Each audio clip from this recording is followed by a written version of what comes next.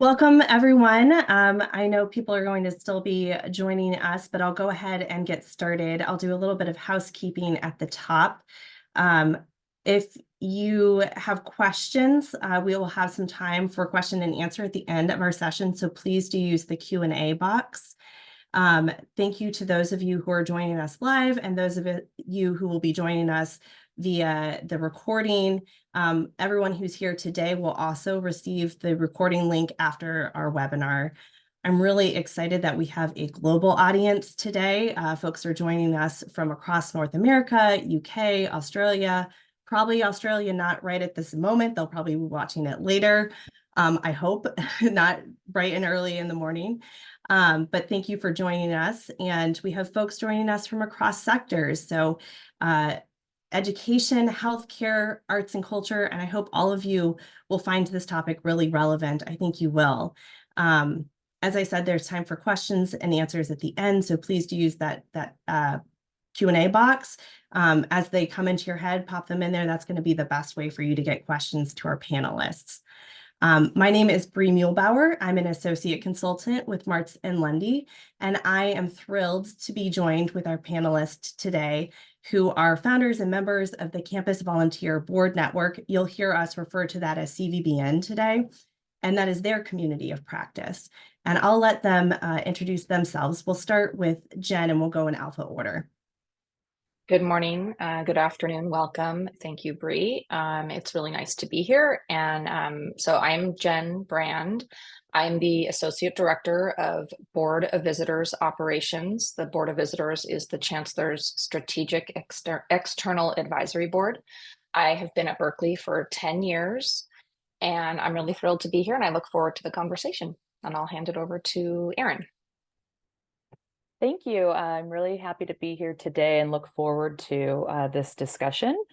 I am Erin Ernest. I'm the Associate Director for Campaign Operations at Berkeley, and I've been at Berkeley for 6 years and 4.5 years in this current role.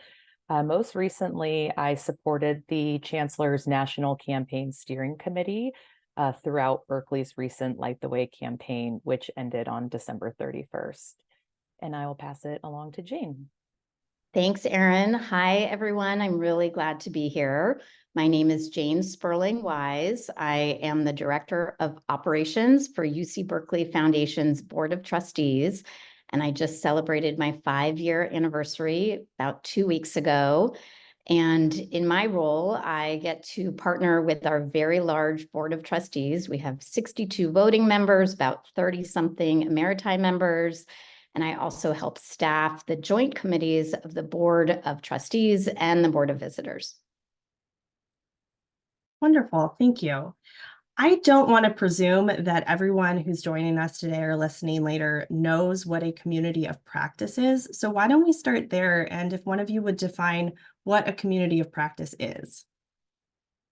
Yeah, thanks, Bree. I'll start. So for us, a community of practice brings staff with similar professional interests together and serves as a community to share knowledge and offer professional development. Communities of practice develop a shared collective of resources and tools to enhance particular skills within that community. At Berkeley, communities of practice are really encouraged and supported, and we have a pretty decentralized campus. It's a really large organization of 10,000 plus staff. So grassroots communities of practice are kind of popping up all the time around shared work and goals. So how did CVBN form? Yeah, so actually through our pre-campaign assessment work with Marts&Lundy, a recommendation was made that we try to ensure coordination between all staff that manage volunteer boards across campus. Berkeley launched a campaign in 2020, and we were really focused on the volunteer experience as part of the campaign. So in the fall of 2019, we hosted our first volunteer summit. And through that process, we started meeting and talking to other managers of boards across campus related to that work. And so as you know, as time went on, throughout sort of the early stages of the pandemic, as we were kind of online and thinking about ways that we could engage. Jane and I were talking more and more about trying to gather all of the managers of boards across campus. The three of us were already in the practice of meeting regularly. We have a lot of overlapping board members and overlapping topics, particularly around the campaign. So it seemed like a natural next step to try to gather a larger collective, hear from other colleagues, and just engage with other people doing similar work. On top of that, we were always asking ourselves, what is the engineering board covering at their next meeting? What does the nominations process look like for the Letters of Science board? So thinking about kind of gathering topics and gathering resources across boards was a goal of ours. And after holding a few planning sessions, coming up with our goals and gaining buy-in, we launched the Campus Volunteer Board Network in December of 2021. That's really cool. I love that it came together kind of organically, thinking about what you wanted to share across those boards, those best practices, those resources. I wonder if one of you could talk a little bit more about what those initial aspirations for CVBN were as you were starting to formalize this. Yeah, I'll expand on that a little bit. So we ultimately, first and foremost, we wanted to bring staff across campus together who support boards and volunteer groups and provide a resource for sharing resources and connecting.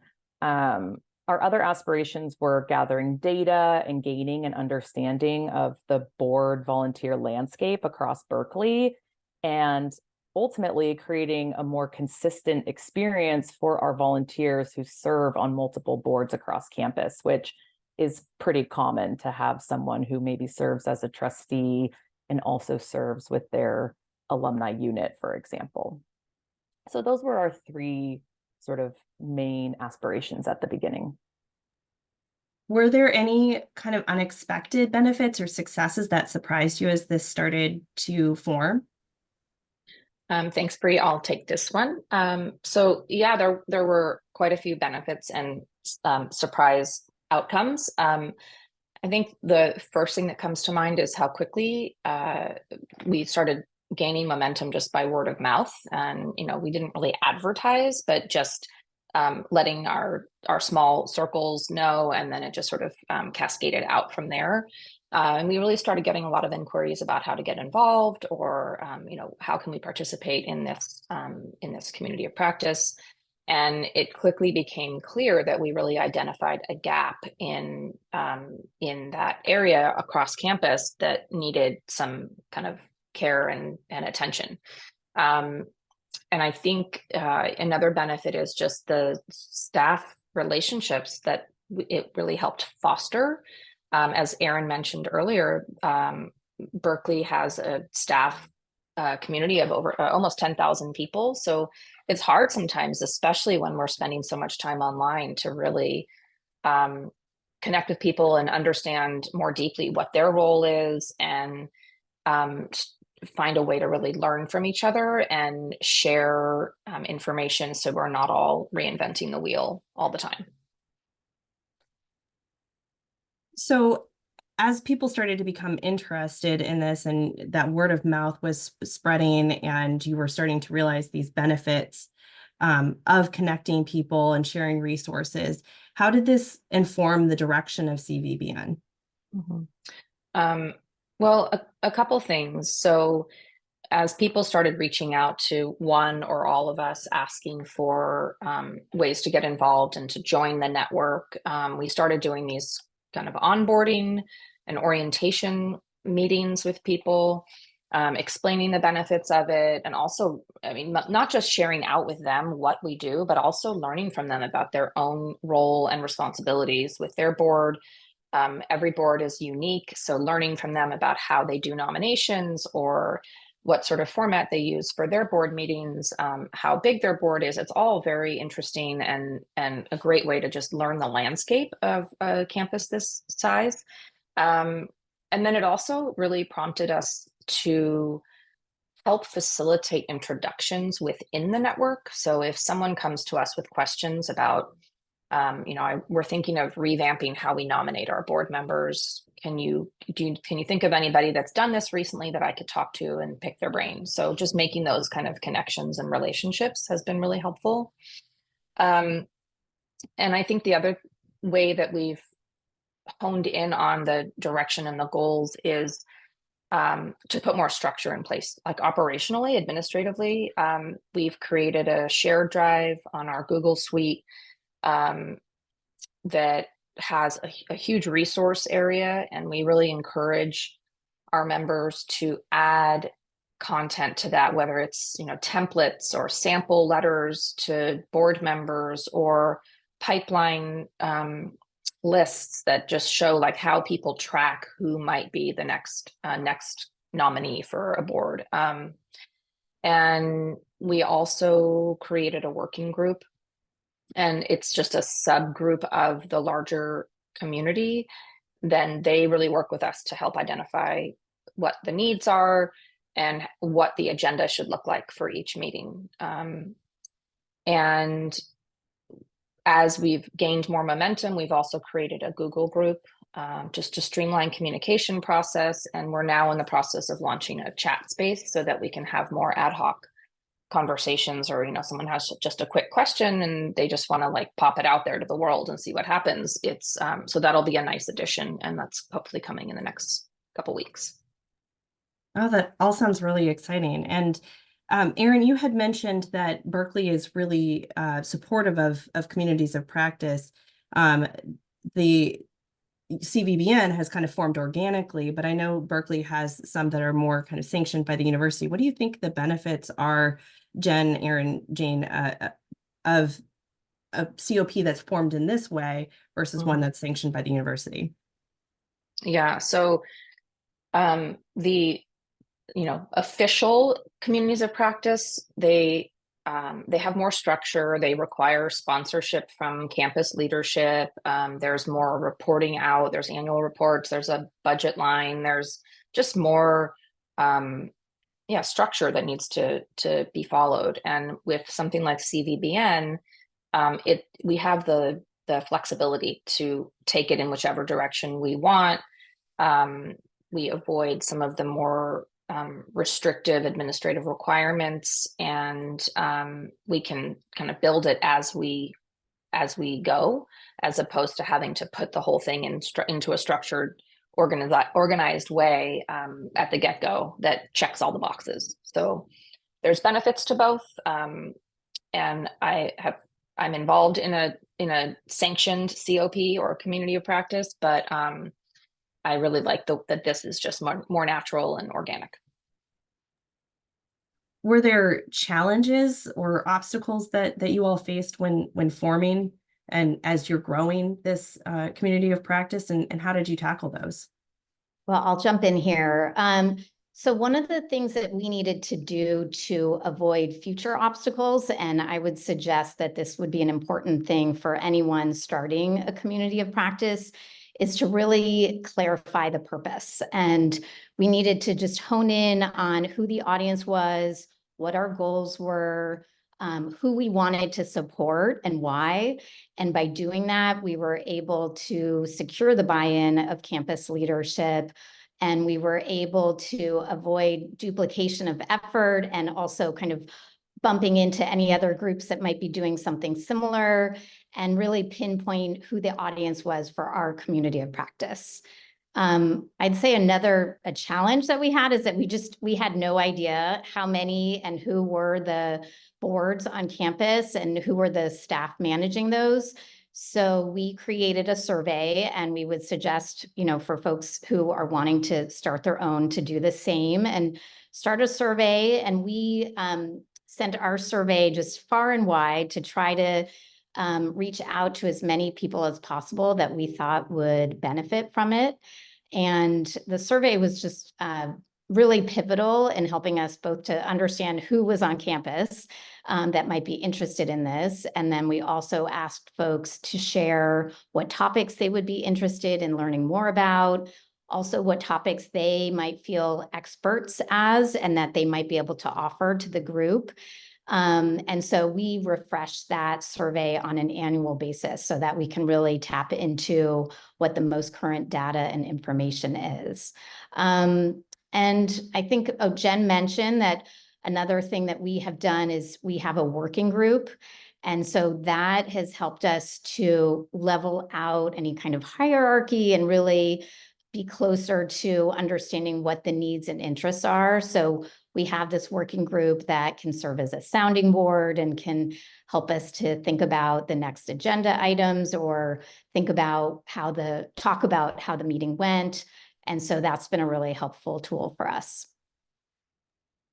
Jane, I was thinking about that working group and all of the things that you all are doing and collecting these resources and managing these agendas. And how do you address those kinds of challenges of, getting managing the workload, getting buy-in from your supervisors to have dispensation to do this work, gaining participation from your membership? Well, definitely gaining participation. For us, we know that everyone is super busy. So I think we start there with really trying to have meaningful meeting content. And so using the survey data and what people had shared that they want to learn about. So we have that be first and foremost informing the content of our meetings. And then we offer different formats for our meetings. So we've had some of them that have been purely virtual. We've had some that have been hybrid. So folks that can attend in person are able to get that kind of kinetic energy by being in the space together, and then still allowing for folks who are not able to be there in person to still participate. In terms of participation, we feel it's always important to have some yummy snacks. And so we've prioritized that. That's pretty much our only budget item that we have. But we think it's an important one. We've really benefited from having an expert. So Penelope Hunt from Marts&Lundy has offered to be a resource and has been a main featured speaker for the meetings that we've had. So we think that that has helped to drive participation because we know folks are excited to hear from her. And then I think you asked a great question just about managing our workload. And this is something that we do voluntarily on top of our regular work items that we do. And I would say we have some great communication, and we also, while we have high expectations and high hopes, we also really treasure just our being able to, work on a way that isn't going to burn us out. So we're really mindful of just, taking care of ourselves. Right. So I'm hearing communication is key, having expectations set, providing snacks at your meetings. Yes. What other things do you think have contributed to the growth and success of this COP? Yeah, I think we're lucky that there have been a lot of things that have contributed to this success. And I'll, thank Bree, you and Lori and Penelope for elevating this topic. It's been really great to be in conversation with you. I think first and foremost, it's the people. If you see the benefit in taking the time, as Jane said, to join the meetings, and the meetings are meaningful and the content is rich, you'll be more inclined to make time for it in your busy schedule. I think word of mouth has been a huge factor in continuing the growth and success. If you build it, they will hopefully come. So here we are. And I think also predictability, consistency.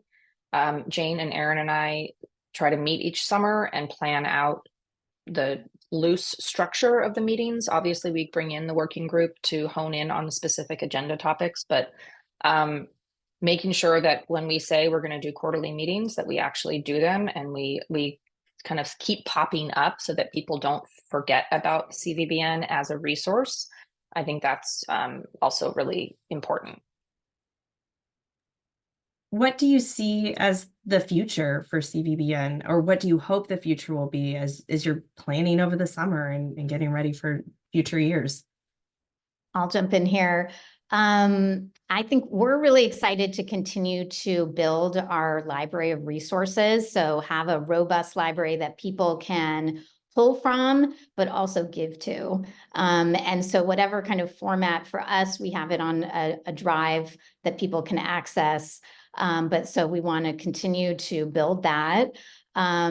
We definitely want to continue to have opportunities for folks to share best practices, also just share their challenges. We know that, people can, this is an opportunity as a community of practice for people to feel more connected to their work, to each other, maybe as a way to help prevent burnout, to really feel like they have someone that they can call upon if they have a question. We also hope that when new folks join and become new staff members at Berkeley, that they'll know about this as a resource that they can call upon us. And of course, just as a community of practice, we're just hoping that folks can feel a sense of support and be able to connect with one another and broaden their network. I love that you touched on onboarding and as a way of getting people involved and formalizing the work that you're doing. You'd also mentioned working groups as a way of sort of flattening the hierarchy. How do you ensure that there's equity and inclusion and diversity in your COP? Thanks, Bree. That's a great question, and it's really important to us. A goal for all of our meetings and all of the interactions within our community of practice is to create a safe space where everyone feels supported and feels valued. So that's extremely important to us. And we approach all of our agenda setting and our topic setting as inclusively as possible, asking our colleagues within the community to lift up topics that would be valuable for them to discuss. And of course, we've talked about how we've done that through our working group and through our annual survey. But we also, people will email us with ideas, or we'll meet with colleagues one-on-one with ideas. We really try to make it a point to hear from all different perspectives and types of boards. And we have this working group, which is opt-in. So anyone is welcome to join the working group if they're interested in helping to shape the content and the topics. And we use those working group meetings like we've discussed to kind of set who's going to speak, what the content is going to be. And really that's so that the three of us are not overly prescriptive about what we're presenting on, because we really think that this is a community. And while we have helped to formalize the structure, we, don't see ourselves as the deciders. And then, like we've said, we have an annual survey where we gather data from our colleagues who manage boards. And that survey includes a way to share what topics of interest are so that we can have a better understanding of what the top interests are for the group. That's great. I love that there's both kind of the formal way of you've got your survey, you have your working group where you're elevating topics, but you also mentioned your ad hoc space where you can elevate conversations as well. That's wonderful. I wonder if you all had advice that you would give now that you've been in this for a few years, you've put the structure into place, you're starting to see that your community of practice continue to grow. What advice would you give to somebody who either wants to start their own within their organization or beyond their organization, or wants to join a community of practice? Thanks, Bree. I'll start. I think really, if you have a need or you find yourself wondering how other people approach their projects or work, you should just think about who has a similar job function to you. They don't necessarily have to be in your exact same role, but maybe just start with informal discussions with colleagues to see if they'd be interested in getting together to discuss the way they approach their work, best practices, even taking a break from work just to socialize and really start to kind of build a rapport with people, I think is kind of a great way to plant the seed for starting a community of practice. And I'll add to that. I echo everything Erin said. I think joining a community of practice, no matter how small or big, or how small or big your institution is, it's just a great way to get to know your colleagues and build a network. I also think that it's a really good opportunity to identify where your work might overlap and where you might be able to streamline. I think this whole idea of reinventing the wheel, why spend hours trying to create the perfect letter if it's already out there and you can just kind of tweak it. It's been vetted already, like why spend that time? And I will say that, I sit on a number of other community of practice. I think I mentioned that earlier. And they're all they are operated and run very differently. But no matter what, I always come back to, at an institution of this size, it's just critical to find your people and your place and develop those strong relationships. I always, if I see some new staff person that starts, I always try to reach out and introduce myself and just offer to be a resource, whether their work overlaps with mine on and overseeing a board or not, just to create that connection, I think is really critical.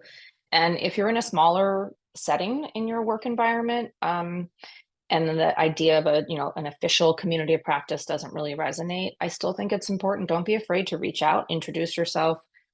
Like Erin said, just to build a rapport. And if you send an email to someone and ask if they want to chit chat about their work and they don't respond, that's kind of the worst that's going to happen. So just put yourself out there and try it. And I would just add to that, well, first, a big ditto to what Jen and Erin said. And also, if you're trying to figure out, is this worth my time? You have so many different competing things that you're working on. The community of practice has also been, for me, a really great opportunity for professional development. So it's a way to build some skills that I might not use in my regular position. And so I would really suggest that for folks who are thinking about it, that this could be a great way to build your skill set, to try out different things, to offer your own expertise, and to embrace kind of maybe some different ways of doing something that you might not have already thought about before. Jana, I love that you also touched on the professional development opportunities within a community of practice. It's more than just sharing resources or networking. That's great. Now's the time when, if you have questions for our panelists, go ahead and pop those into the Q&A. We'll go ahead and get started with a few of them, but please do continue to put those in there. I wonder, we've talked a lot about different ways that you are collecting information and communicating out with your broader community of practice. What are some of those strategies and platforms that you would recommend to facilitate communication and collaboration? Well, I think, for Berkeley, I mentioned earlier that we use the Google Suite. So we definitely heavily rely on that, whether it's the email group or the shared drive for all of our resources and agendas and materials. And then we're going to be launching this chat space soon.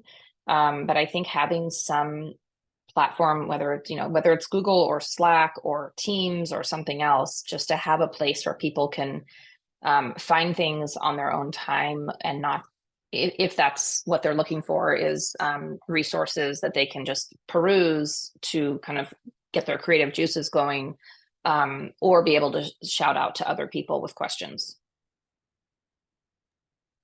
Jen, is that typically managed by the working group? I guess, how would you manage that work? Because it does seem like maybe a little bit more work for somebody to make sure that those resources are organized in a way that's easy to be found. Yeah, typically it's Erin, Jane, and I that manage that shared drive and the email group. I think it took a little more work to set it all up, but it's not a whole lot of maintenance at this point. There's, some technical issues that I spent last week dealing with on the chat space, but it's pretty insignificant. I think if, all of a sudden we got 400 new people that wanted to join, that would be an awesome problem to have. But that's typically something that the three of us manage. If a working group member or anybody else wanted to help with it, we would never turn them down.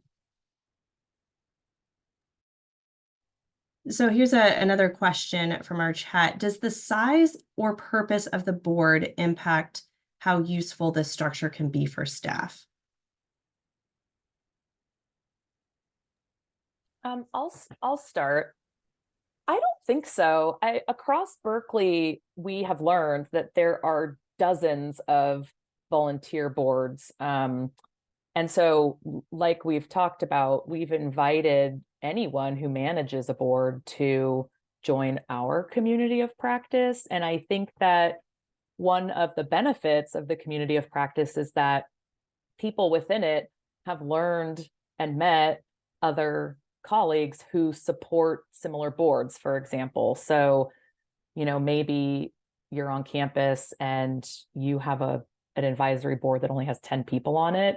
And now you've met a couple of colleagues who also support smaller 10-person advisory boards. And you can talk to them about the ways that they structure the meeting for better engagement, or the types of content that get covered, or how often you're communicating with them, and kind of really hone in on some best practices around that, a board of that size. So I feel like, depending on what you want your community of practice to be focused on, you can really leverage all of your colleagues that you work with to kind of figure out the best way to share information and resources. So do you think that if we weren't talking about a community of practice that was focused on volunteer boards, but maybe some other professional space, that it would be beneficial to have people working in all sizes of organizations, or all sizes of, whatever their professional space was?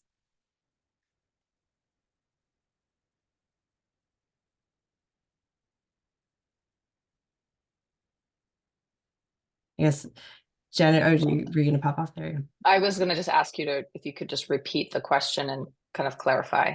Right. So, they were asking, our audience member asked, does the size of the board matter? And you all had talked earlier about, connecting with other colleagues who do a similar role to you. Does it matter whether you're working in, say, your annual giving at a certain size institution, connecting with other annual giving folks at other sizes of institutions? Do you think it really matters if they're dealing with a different scale than you are? Perhaps that's the question. Yeah, thank you. I appreciate that. Just a little reframing. I don't think the scale necessarily matters. I think it will in some instances, but I think you're still dealing apples to apples for the most part. I think there's exceptions to that, but I think some of it is just kind of brainstorming and sharing, like, well, how have you handled these three situations, or what did you guys talk about at your last board meeting, and what's rising to the top as important issues that we kind of work through. How has your participation been? I think one thing that really came up a lot during the height of the pandemic was just, how do we get people to engage? Right? People are so burnt out on Zoom. So I don't think it mattered what scale or what type of board or how big the board was. It was, how are you getting people to show up and engage? And what are you doing? Are you back to fully in person? Are you only doing online? Are you doing the hybrid? How are you paying for that? So I think a lot of those things don't depend on size or scale. Mm-hmm. This is perhaps a shift on the scale question. We have another question in the chat. Can the idea of community practice be scaled down in the beginning and maybe just focus on one department to elevate the culture of that department? I'll jump in there. Absolutely. I think, first of all, it can be as small as you would like, just even another person, you can create a community. So definitely it can be scaled down, and you can connect with other people within your department and connect around, what are some shared challenges that you're facing, what might be helpful topics that you could learn from one another about, what might be similar questions that you have. And then in terms of elevating the culture of that department, absolutely looking at, what are some of the things that we want to celebrate that we do together? What are some of the things that we feel are shared learning goals that we might have? What are some things that set us apart, that make us that make our department, special or different? And how might we want to offer some kind of strategy session or something for others who might want to build on that? So absolutely, I think it's a great opportunity to start at whatever size and build from there if you'd like. Wonderful. You've talked about how you are working together to set agendas for your meetings. Is it possible for you to give some examples of agenda items that you have covered and identify if there's a favorite? You want to go, Erin? No, you can start, Jen. I mean, this is all going off my memory, so anybody else, please chime in and add to it. I think a big question that comes up is our nomination process across the board, no pun intended. I think that everyone does it a little different, and it's created a really interesting conversation about does your board have terms? How do you handle like offboarding or onboarding your members? So how do you identify potential board members? What's your kind of vetting process for that? What kind of due diligence do you do? So there's so many layers to that. I think that's been a very meaty topic that we've covered in some of our agendas. A favorite? I mean, I love them all.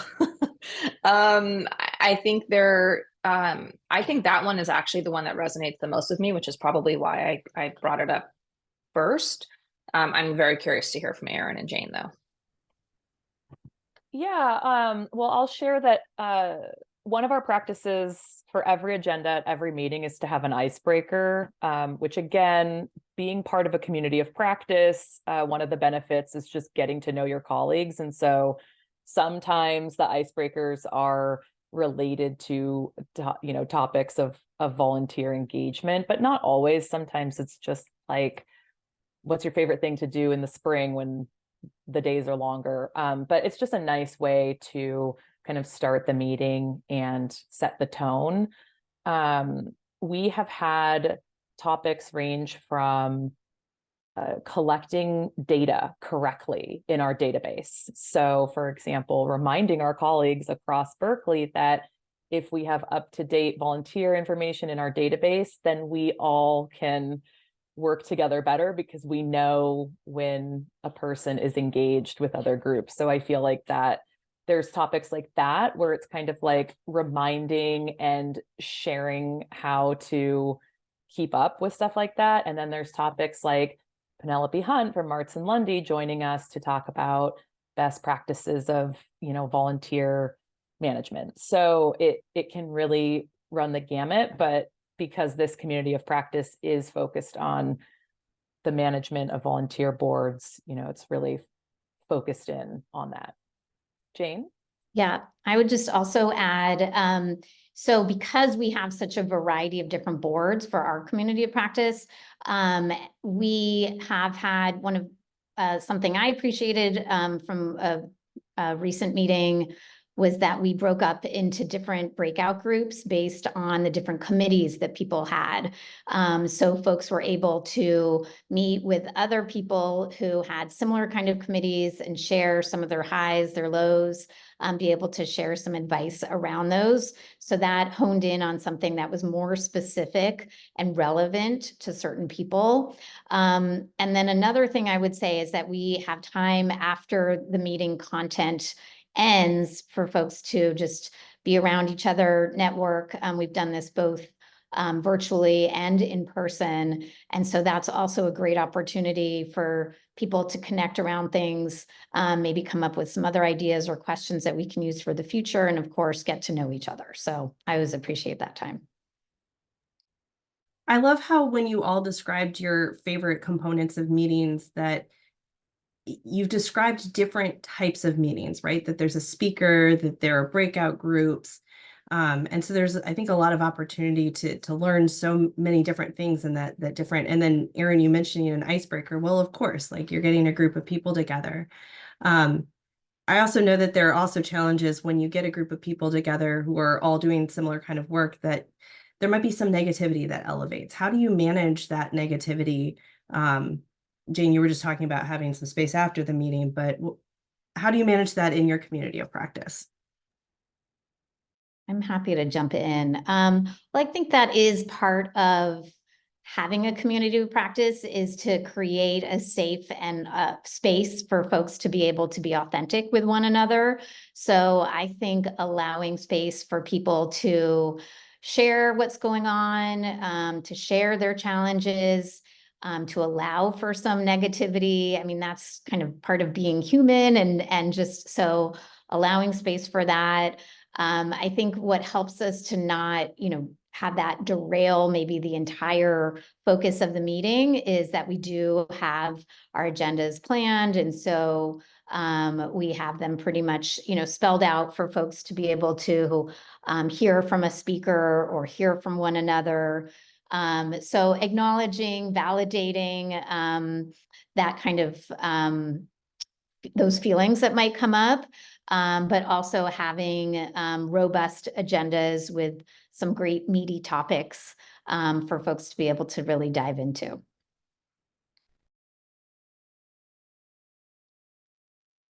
As you're diving into these meaty topics, what are the ways that you measure success and effectiveness of your community of practice? I'll take this one if that's all right. Well, we talked a lot about this annual survey, so I think keeping that going and on a consistent basis is really critical to the effectiveness of the group. Making sure we're collecting current data and using that to base all of our future planning on is really important.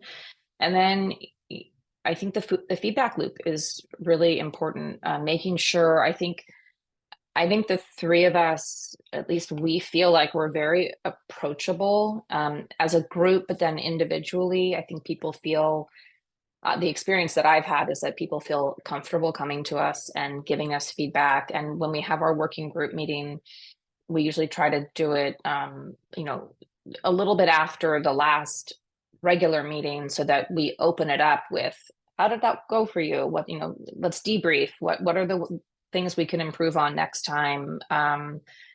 And do you feel like that was the right topic? And just asking questions to really make it feel like a comfortable place to give feedback. How often is this COP meeting, and do you do it during your work hours? That's a great question. Yes, all of this work is done during work hours. And I think what's great about our community of practice is that, I think we talked about at the beginning, planning out what our goals were and gaining buy-in. And so part of that gaining buy-in from our managers and from leadership was that they were supporting us focusing work time on this, and that they saw the value of us leading this and getting colleagues together and really thinking about ways to be more consistent and coordinated. So that buy-in was really important for us to be able to spend work time working on this. We meet 3 times a year. So we try to have a fall meeting, a winter meeting, and a spring meeting. And I will say that kind of follows a lot of the advisory boards at Berkeley, kind of follow that same pattern. They're either meeting 3 or 2 times a year, fall and spring. So that honestly, I think just made sense to us from our own natural work patterns. And then, as Jen mentioned, we do our working group meetings kind of we'll plan for the next one right after the one that we had so that we can debrief on that one and think about what will be most important for the next meeting. And then if we need to, we'll have an informal or ad hoc get-togethers with potential speakers or with members of the working group as we get closer to the next meeting to really hone in the agenda and make sure we're all set. Do you know if there are smaller sort of ad hoc groups that are meeting kind of informally outside of your regular meetings? Oh, go for it. Go ahead. Go ahead. I was going to say, I'm not aware of any, and it looks like Jen was also, I mean, I think we've mentioned that we will meet with folks who are new staff members. And so they might reach out to find out, you know, what is this group? And we'll introduce them to the resources and we'll learn more about what kinds of things they're hoping to learn more about. We've also met in our work that we do outside of our community of practice. We might kind of come into connection with someone who is doing something that could be of interest to the community of practice. And so we have had smaller meetings with them to learn about, you know, what is it that you're doing and how did you do it this way? Because actually this might be a really great case study that we can share with the community of practice. So we've been doing that. And we have heard, we do in our survey, we ask people, you know, if you have been a part of this community of practice, what have you gained? And so we've asked a question, you know, we've gained an opportunity to share resources, to learn from each other. And so we do have some feedback and some data about folks feeling that kind of support with one another.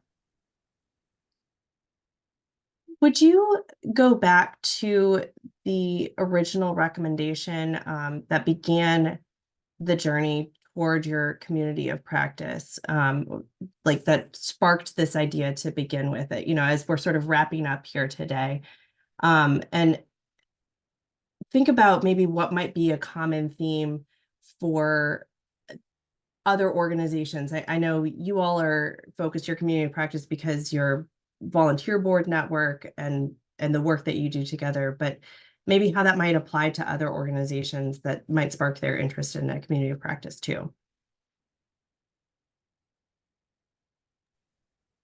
I'd be happy to take this. I think that no matter what type of institution you're in, there's always going to be people that you interface with and work with who do work that is similar to your own.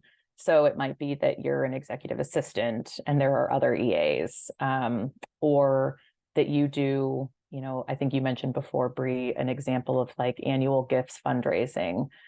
No matter what the focus of your institution is or what the specific role you have is, there's, I think, a lot of benefit to finding a community of people that you can work with to kind of create an environment where you have resources, where you can go to people with questions. I mean, sometimes it might just be asking somebody to read an email draft for you before you send it out. I mean, we all do that. So it's just finding a couple of people, and a community of practice can be small or it can be large. I think there's no set regimen to what it can look like dependent on where you work or what your job is. And so I hope that what we've shared today has helped to spark ideas for people who might be interested in starting their own community of practice. And of course, we would be happy to be resources beyond this if anybody has more questions about what our goal setting looked like, or how we gained buy-in, or how we, you know, started the process of agenda setting. But I think organizations, small or large, there are sort of these, there can be these opportunities for deep connection, intimate engagement, and resource sharing and knowledge sharing. And I was just going to add to that. One thing that also crosses different sectors and different sizes of organizations is having people who can share ideas for professional development opportunities. And so, for example, when some of us have gone to a conference, we can share that with a larger group and say, here was a great conference. That's also actually going to conferences is a great venue for connecting with people who you might want to start a community of practice with, and that could be a natural next step if you're wanting to stay in touch. But we do get bombarded with things online, but having having a real live person that you can talk to and ask, oh, you went to this conference, or what do you think about this workshop, or do you actually want to go together? That's another opportunity that a community of practice can provide.